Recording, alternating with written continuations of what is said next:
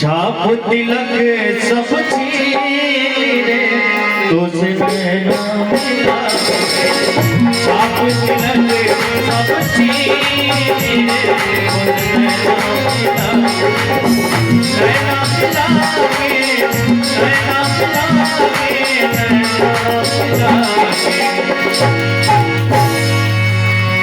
बात अदम कर दी रे तुझे नैना मिला के बात अदम कर दी रे तुझे नैना मिला के आप तिलक सब चीर रे तुझे नैना मिला के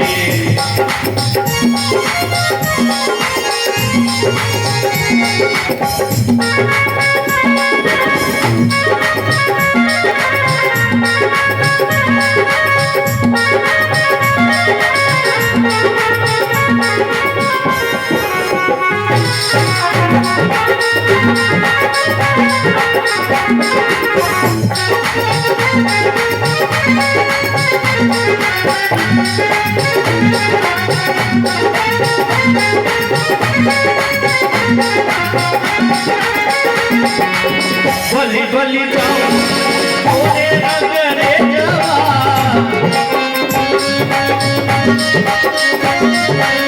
बलि बलि जाओ ओरे नगरे जावा ओरे नगरे जावा ओरे नगरे जावा बलि बलि जाओ ओरे नगरे जावा अपने ही रंग रंगली तुझे नैना मिला के अपने ही रंग रंगली तुझे नैना मिला के मुझे नैना नैना नैना मुझे नैना नैना नैना मुझे नैना नैना नैना मुझे नैना नैना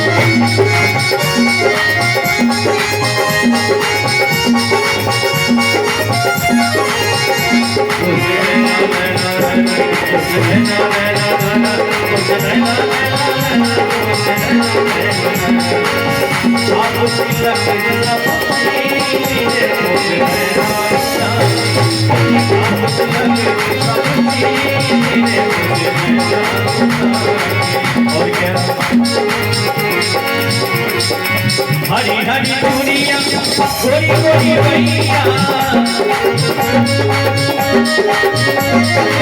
हरी हरी दुनिया गोरी गोरी भैया गोरी गोरी भैया गोरी गोरी भैया हरी हरी दुनिया गोरी गोरी भैया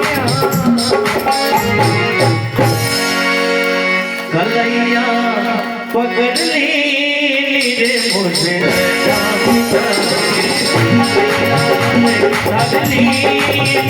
मुझे नैना मिला के मुझे नैना मिला के नैना मिला से मुझे नैना मिला के बात अलग कर दी रे मुझे नैना मिला आप तिलक सब चीर रे मुझे नैना मिला आप तिलक सब चीर रे मुझे नैना आप तिलक सब चीर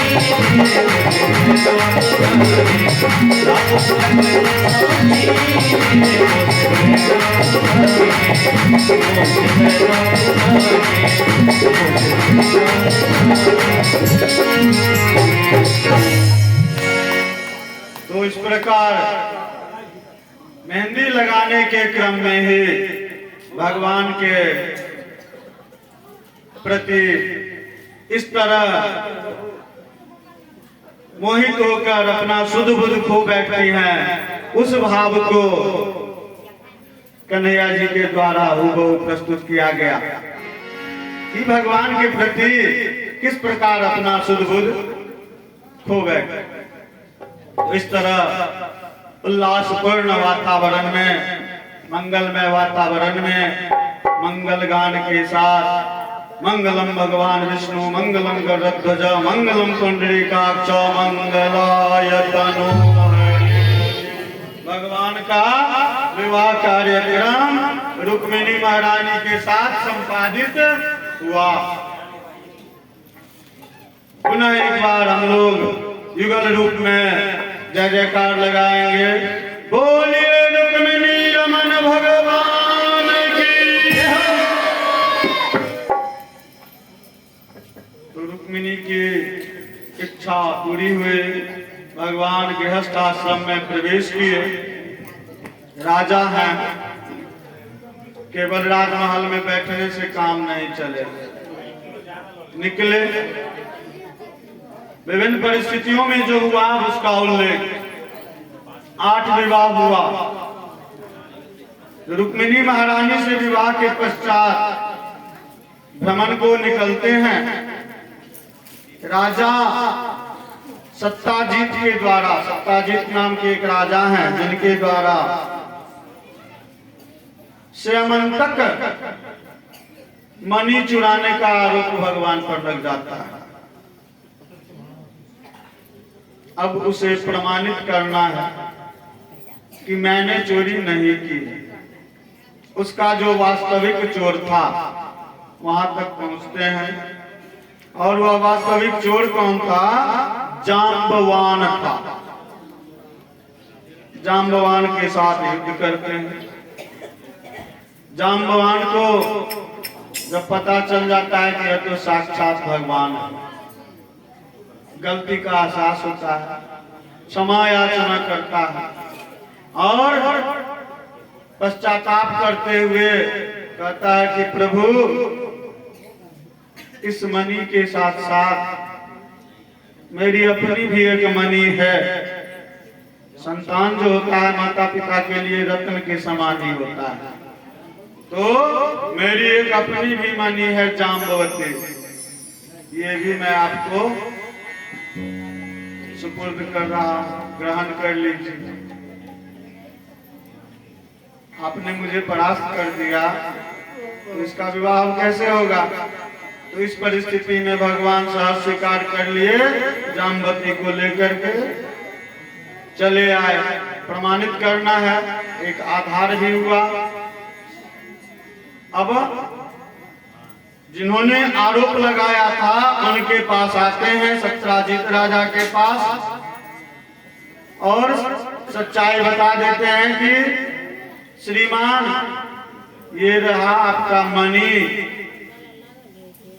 और ये रहा हमारी मणि जाम्बवती, आप अपना मणि लीजिए। जहां ये मणि था उसको मैंने युद्ध में पराजित किया, उसने मणि के साथ साथ अपनी मणि भी मुझे दे दी। अब राजा सत्यजीत भी बहुत दुखी हो गए, काफी पछतावा किए और उन्होंने कहा कि प्रभु, मैंने जो अपराध किया, आपके ऊपर चोरी का इल्जाम लगाया, पहले तो उस अपराध को क्षमा कीजिए और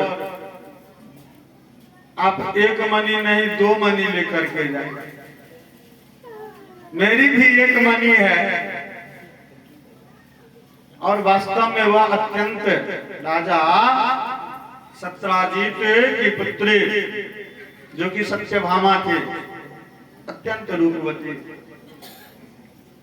तो सत्यभामा को और मणि को दोनों को दिया कि प्रभु, आपने जाम्बवती को ग्रहण कर लिया, सत्यभामा को भी ग्रहण कर लीजिए। भगवान मुस्कुराए, उन्होंने कहा कि इस मणि को तो मैं रख लूंगा, लेकिन ये मणि मैं लेके क्या करूंगा? मेरे दरबार में तो ढेर सारे मणि मालिक। ऐसा कीजिए, इस मणि को आप इसी मंदिर में जहां से चोरी हुई थी यहीं रख दीजिए, ताकि यह पूरा क्षेत्र इस मणि के प्रभाव से सुरक्षित रहेगा, द्वारकाधीश का संपूर्ण क्षेत्र। तो सबसे पहले रुक्मिणी जी के साथ हुआ परिस्थिति, हम लोगों ने देखा कि किस तरह जाम्बवती के साथ दूसरा विवाह, तीसरा विवाह सत्यभामा के साथ। सभी विवाहों का वर्णन करेंगे तो उल्लेख हुआ था कितने अध्याय हैं? 365 अध्याय हैं, 365 दिन लगेगा। अब तीसरा विवाह के बाद चौथा विवाह हुआ था कालिंदी के साथ, पांचवा विवाह मित्र वृंदा से, छठा विवाह सत्या से, सातवां विवाह भद्रा से और आठवां विवाह लक्ष्मणा के साथ हुआ था। तो ये आठों पटरानियां हैं जिन्हें भगवान ने अपने राजमहल में रानी का दर्जा प्रदान किया। अब जो वाद विवाद उत्पन्न हो जाता है वह प्रसंग, इन 8 स्त्रियों के अलावे श्री कृष्ण को और भी सहस्त्रों रानियां स्त्रियां थी जिनसे उन्होंने, अब सहस्त्रों शब्द का प्रयोग हुआ, सहस्त्र मतलब संस्कृत में 100, कौन लग गया बहुवचन, कई सौ, सहस्त्रों पत्नियां, सब फंस गया, कोई नहीं बताया। सत मतलब 100 होता है, सहस्त्रों मतलब 1000। कथावाचक अभी शुरू किए हैं, सबका शिक्षक भी हैं, तो 1000 होता है, कई हजार, हजारों स्त्रियां थी। उन स्त्रियों को उन्होंने कैसे प्राप्त किया? एक दुष्ट दैत्य था, राक्षस था, उस राक्षस का नाम था भौमासुर। वह भौमासुर क्या करता था? धन संपत्ति तो लूटता ही था और बच्चियों को, कन्याओं को पकड़ करके ले आता था और अपने कारागार में बंद कर देता था। तो उस भौमासुर राक्षस के कारागार में 16,100 कन्याएं कैद, 16,100 कन्याओं को उसने कैद करके रखा था। भगवान ने भौमासुर का अंत किया और कारागार से सभी कन्याओं को मुक्त करते हुए कहा कि देवियों, आप लोग अपने अपने गृह को जाइए, अपने अपने घर जाइए। अब जैसे ही भगवान ने कहा आपको कोई जेल में बंद करके रखे हुए है और भगवान आकर के छुड़ा दिए, तो आप खुशी से भगवान को 25 बार माथा टेकिएगा और दौड़ते हुए घर चले जाएंगे। लेकिन यहाँ सभी कन्याएं यह सोचकर प्रसन्न नहीं हुई कि घर जाना, सभी दुखी हो गई और भगवान से विनती की कि प्रभु, हम लोग अब घर जाएंगे, हम लोगों को अपने घर पर कौन स्वीकार करे? किसी कुंवारी लड़की का घर से बाहर रहना हुआ हो और वह फिर घर आए, समाज के लोग उसे किस प्रकार स्वीकार करें? इस तरह से वे सभी विनती करते हैं कि आप हम लोगों को अपना नाम दे दीजिए। अपना नाम कैसे मिलेगा? औरत की पहचान कैसे होती है? एक दिन और किए थे, 9th में पढ़े हैं ना, what is the identification of the women? औरत की पहचान क्या है? पद्मा नाम की लड़की पूछती है अपने पिता से, तो उसके पिताजी कहते हैं कि लड़की की पहचान उसके पति से होती है। जब तक अपने घर रहती है, शादी नहीं होता है, अमुक की बच्ची है, लेकिन जीवन भर जहाँ व्यतीत करना है वह पत्नी रूप में जानी जाती है कि अमुक की पत्नी है। तो वही उन कन्याओं के द्वारा आग्रह किया जाता है कि प्रभु, हम लोगों को आप अपना नाम दीजिए। तो इस तरह से इस परिस्थिति में भगवान ने उन सभी को स्वीकार किया। अब स्वीकार कर लिए, तो स्वीकार कर लिए तो अपना हुआ। पीछे कितने थे? सब सरौते, आप 7वें दिन पीछे थे 8, अभी हो गया 16,100, कुल मिलाकर हो गया 16,108। अब गिनती कीजिएगा, मोबाइल पर खूब जोर घटाव करते हैं, तो 16,108 हो गई पत्नी, और ज्यादा नहीं, सभी पत्नियों से मात्र 10 संतान पुत्र हुए। कुल कितना हुआ बताइए? 16,108 पत्नियों से भगवान को कुल 10 संतान हुए, जिससे कुल 56 करोड़ यदुवंशी उत्पन्न हो गए। तो इस तरह से यदुवंशियों का इतना बड़ा विस्तार हुआ। अब 56 करोड़ का नाम लेने में जो प्रमुख रुक्मिणी से 10 पुत्र हुए, प्रद्युम्न का उल्लेख पूर्व में हो चुका था। उसने मन ही मन भगवान को अपना पिता मान लिया था। तो प्रथम पुत्र प्रद्युम्न है, उनकी भी कथा है। मछली के शरीर में थे, तो इस तरह की कथा है। प्रद्युम्न चारुदेशन सुदेशन पराक्रमी चारुदेह सुचारु चारुगुप्त भद्रचारु चारुचंद्र विचारु और चारु, ये रुक्मिणी के 10 पुत्र इसी तरह सभी से हुए। तो 56 करोड़ का जो विस्तार हुआ, 16,108 से 10 को जो गुना किए थे तो 1,61,080, और उतनों का जो संतान हुआ वो हो गया 56 करोड़ में। तो इस तरह से विशाल साम्राज्य संपत्ति का विस्तार हुआ। अब पांडवों के द्वारा जब यह राजसूय यज्ञ का आयोजन हुआ, तो उसमें प्रधान सर्वश्रेष्ठ पुरुष के रूप में भगवान श्री कृष्ण को आमंत्रण बुलावा भेजा जाता है और आग्रह किया जाता है कि प्रभु इस यज्ञ को आप सफल करवावें। राजसूय यज्ञ को सफल कराने की प्रार्थना की जाती है। भगवान स्वीकार कर लेते हैं और भीम की शक्ति को और पुष्ट करके उसके हाथों से जरासंध का अंत करवाते हैं। जरासंध क्या किया था? भगवान तो गायब हो गए थे, मिले नहीं 18वें बार में, फिर भी अपनी चाल नहीं छोड़ी थी। उसने क्या किया था कि सभी राजाओं को पकड़ पकड़ के जेल में बंद कर दिया था और पांडवों के द्वारा यहाँ यज्ञ का आयोजन हो रहा है। ऋषि मुनि को बुलाया गया है,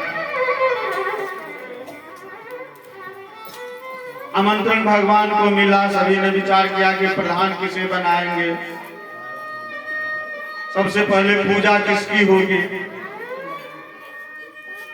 तो सभी ने एक स्वर में निर्णय लिया कि श्री कृष्ण की पूजा होगी और दूसरा कोई है नहीं, इनके सामने दूसरे की पूजा कैसे हो सकती है। और यह सुनकर के देवतागण प्रसन्न हुए, आकाश से पुष्प वर्षा हुए। लेकिन उसी सभा में सभी राजाओं को बुलाया गया है। शिशुपाल भी राजा था, उसी सभा में शिशुपाल भी बैठा हुआ है और शिशुपाल की बहन को भगवान कृष्ण ले आए थे। तो भगवान उसके मित्र की शत्रु हो गए। उसने देखा कि मेरा शत्रु यहाँ उपस्थित है, आज इसको पास कर देते हैं।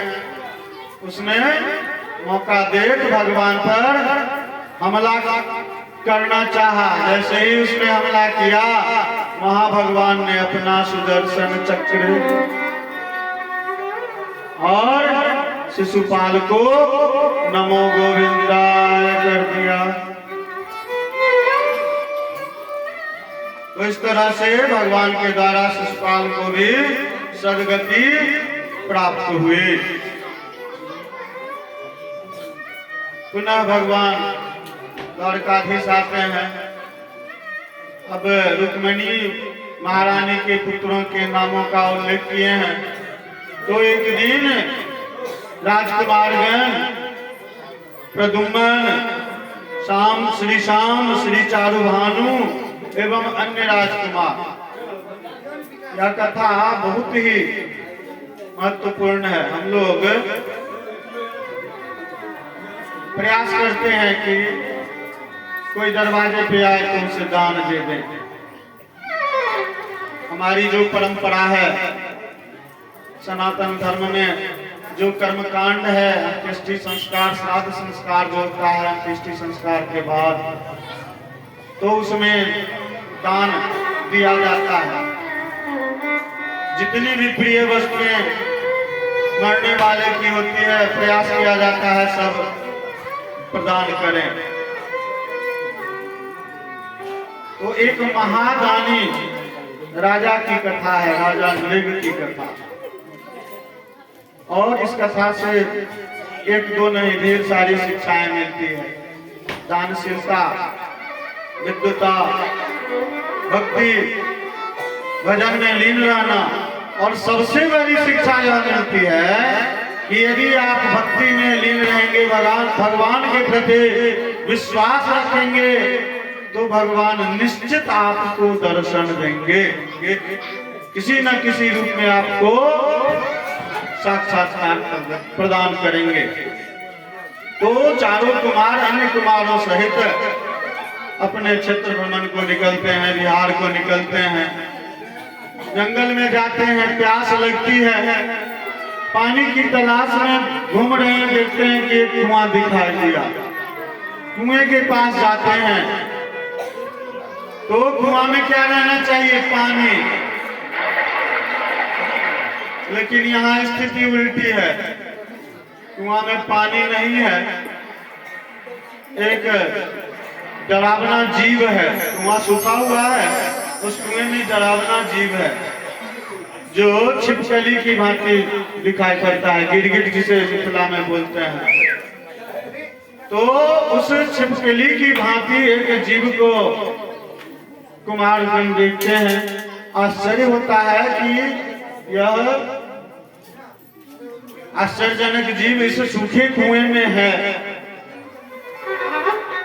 इस तरह के जीव को आज से पहले नहीं देखा था। सभी आते हैं महल में और भगवान के समक्ष, कृष्ण के समक्ष उस जीव की चर्चा करते हैं।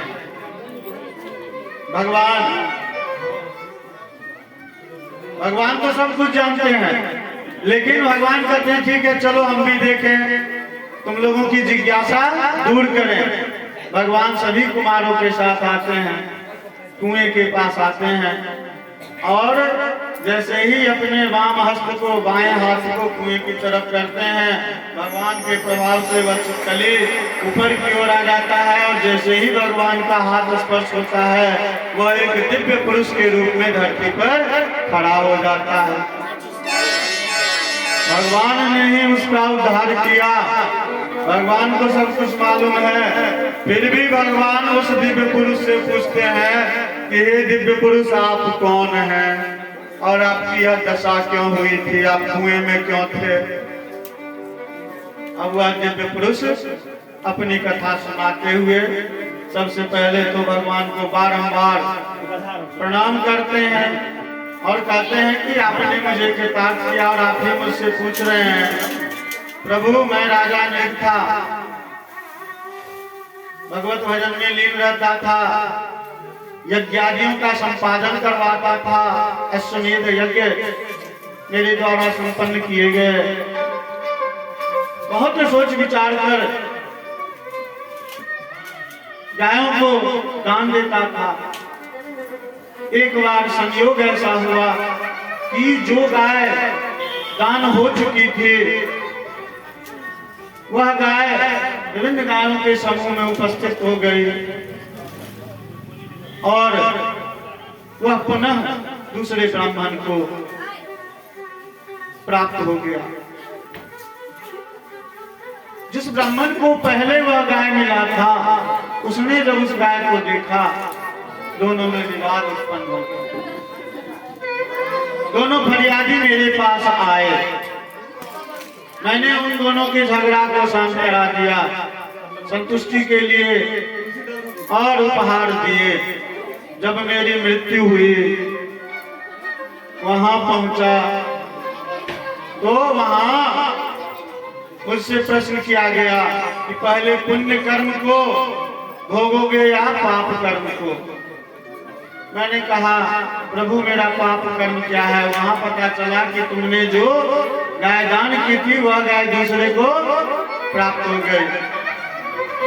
तो मैंने वहां कहा कि मुझे पहले पाप कर्म ही भोग लेने दीजिए, और उसी पाप कर्म के कारण मुझे छिपकली के रूप में जन्म लेना पड़ा। लेकिन प्रभु मुझे सब कुछ स्मरण था, मैं आपकी भक्ति कैसे छोड़ सकता। और मैंने आपकी भक्ति उस छिपकली रूप में हमेशा करता रहा। उसी भक्ति का यह परिणाम हुआ है, उसी भक्ति का यह प्रतिफल हुआ है कि साक्षात आज आपके दर्शन हो रहे हैं और आपके हाथों मुझे यह दिव्य स्वरूप प्राप्त हुआ है। बोलिए भक्तवत्सल भगवान की। और इस तरह से भगवान कब, कहाँ, किस रूप में किसका उद्धार कर देंगे, कहाँ आपका उद्धार कर देंगे, मेरा उद्धार कर देंगे, इसकी कोई निश्चितता नहीं है। भगवान कण कण में रहते हैं। भगवान की भक्त वत्सलता एवं सच्चे हृदय से किए जाने वाले पुकार के फलस्वरूप भगवान की प्राप्ति होती है। बचपन में मैं बुढ़ी चाची दादी लोगों से सुना करता था, कुछ पद कहीं से ढूंढ के मैंने तैयार किया है। आप लोग भगवान की भक्त वत्सलता का श्रवण करेंगे। भगवान के भजन से क्या फल मिलता है उसका गायन है। यदि सच्चा दिल से भजन करो भगवान मिलेंगे। यदि